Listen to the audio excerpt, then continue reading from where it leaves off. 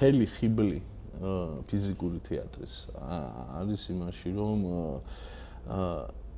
ის რაც არ წერია, ის იგულისხმება. და რა იგულისხმება, ეს იცის რეჟისორმა და როგორ წარმოიდგენს. ერთ პატარა ხრიქს მოვყვები მაშინ რეჟისორებისთვის და შეიძლება სხვებსაც გამოადგეთ.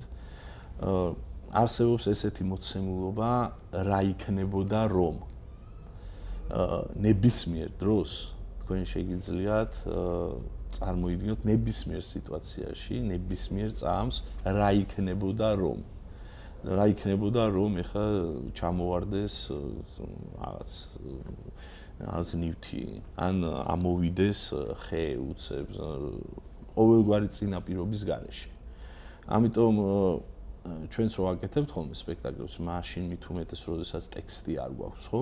მთლიანად ამით ხელმძღვანელობთ, რომ რა იქნებოდა რომ. და ეს რა იქნებოდა რომ არის რეჟისორული გადაწყვეტა შეიძლება იყოს, შეიძლება რაღაცა ფორმა იყოს და ეს ქმნის უფრო საინტერესოს, რომ როგორ მოყვე ამბავი სიტყვების გარეშე.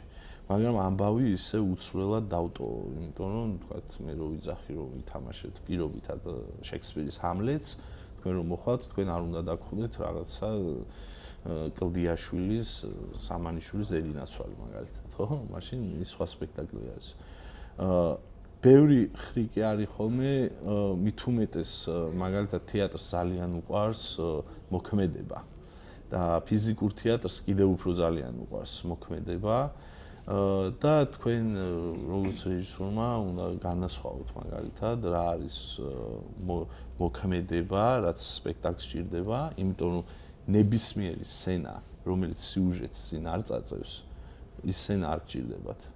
იმიტომ რომ დინამიკას აგდებს, მოსაწყენი ხდება და მაყურებელს კარგავთ. ყველა სცენამ წინ უნდა წაწიოს სიუჟეტი. მაგრამ თქვენ ამბავი არ უნდა დაკარგოთ.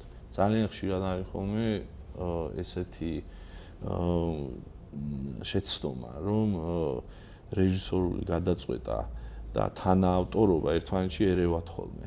და თქვენ შეიძლება თანაავტორი გახდეთ უილიამ შექსპირის და თქვენ საკუთარი თავი დააყენოთ მის გვერდით, რაც რა ვიცი, თქვენ არ ხართ შექსპირი რა, მარტივად რომ გითხრათ. ამას ესეც ისწავლება რეჟისურაში რა, მოძრაობის თეატრში კიდე სულ ეს აი სულ დინამიკას მოითხოვს, სულ მოითხოვს რეჟისორულ გადაწყვეტებს და სულ მოითხოვს რა იქნებოდა რომ.